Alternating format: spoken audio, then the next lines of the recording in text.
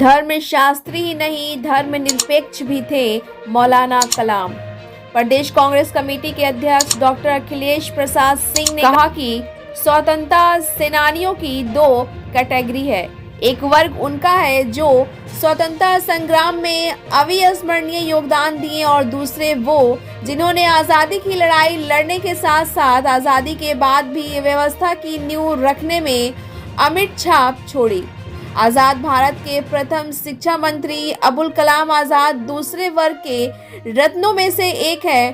शिक्षा के क्षेत्र में उनके ऐतिहासिक योगदान के कारण ही 11 नवंबर को मनाई जाने वाली उनकी जयंती को पूरे देश में शिक्षा दिवस के रूप में मनाया जाता है। डॉक्टर सिंह स्वतंत्र भारत के प्रथम शिक्षा मंत्री मौलाना अब्दुल कलाम आजाद की 135वीं जयंती के अवसर पर प्रदेश पार्टी मुख्यालय सदाकत आश्रम में आयोजित कार्यक्रम में बोल रहे थे। उन्होंने कहा कि अब्दुल कलाम आजाद की सबसे बड़ी पहचान ये है कि वे मौलाना मतलब कट्टर समझे जाने वाले इस्लामिक धर्मशास्त्री होने के बावजूद धर्मनिरपेक्ष थे। भारतीय इतिहास में मौलाना आजाद की पहचान हिंदू मुस्लिम एकता के प्रबल समर्थक और मुसलमानों के लिए एक पृथक राष्ट्र की धारणा के प्रबल विरोधी के रूप में होती है। बने रहे हमारे साथ नहीं के बराबर धार दर्शन। और अच्छी तरह से अगर मुझे ठीक से याद है तो जो देश में शिक्षा व्यवस्था में स्वायत्तता की जरूरत थी तो मौलाना साहब ही थे जिन्होंने यूनिवर्सिटी ग्रांट कमीशन की नींव रखी और उनके कार्यकाल में ही यूनिवर्सिटी ग्रांट कमीशन बना।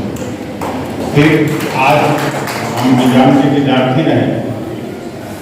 आईआईटी जो भिन्न भिन्न जगहों पर बना पहला आईआईटी उस समय खड़गपुर में जिसकी नींव मौलाना साहब ने रखी और न जाने 1 दर्जन से ज़्यादा संस्थाओं को लाने में मौलाना आजाद साहब की बड़ी भूमिका रही।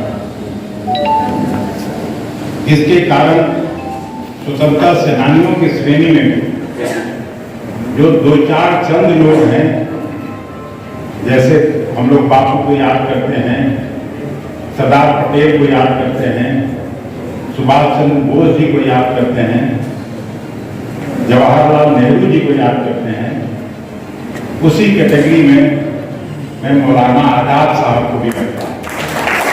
और मौलाना आजाद साहब न केवल धरती पर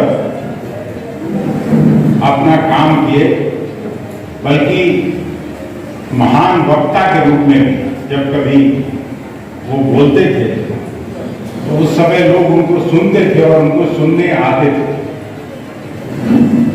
उनके बारे में ज़्यादा नहीं बोलना चाहता हूँ क्योंकि प्रोफेसर तरुण साहब जब मेरी तरफ देख रहे हैं तो मुझे लगता है कि कोई गलती हो रही है क्या, तो ये लोग उनके व्यक्तित्व और कृतित्व के बारे में ज़्यादा चर्चा करेंगे।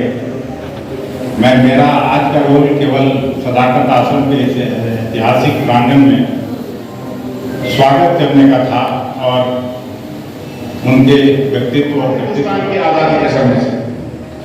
तो मैं बात को आगे नहीं बढ़ाऊंगा, मैं सिर्फ ये कहना चाहता हूँ कि मौलाना अबुल कलाम आजाद को पढ़ना चाहिए, कृष्ण बाबू के लेखनी को पढ़ना चाहिए। मैं लाइब्रेरी में तो कम लोग जाते हैं, मेरे साथ हमारी लाइब्रेरी तो भरी हुई है किताबों से। वहां लाइब्रेरी में जाता हूँ कभी कभी तो जो कांग्रेस पार्टी के लोग थे जिनकी बहसें हैं उन बहसों को पढ़ा जाए। जवाहरलाल नेहरू की जो बहसें हैं, जो किताबें हैं, सबसे ज्यादा लिखने वाला व्यक्ति दुनिया में अगर चंद लोग हैं उसमें गांधी जी का नाम। लगभग 64 वॉल्यूम जवाहरलाल नेहरू के, मौलाना अबुल कलाम आजाद के न जाने कितने वॉल्यूम्स हैं। कौन ऐसा सब्जेक्ट है जिसके ऊपर ने लिखा और उन्होंने साइंस पे, वैज्ञानिक सोच पे लिखा।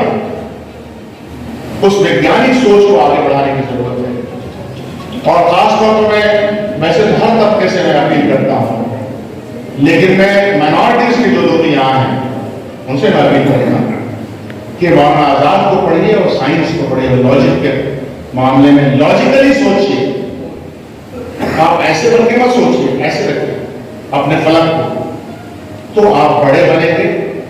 कांग्रेस पार्टी की जो विरासत है उसको और हम मजबूती प्रदान कर सकेंगे।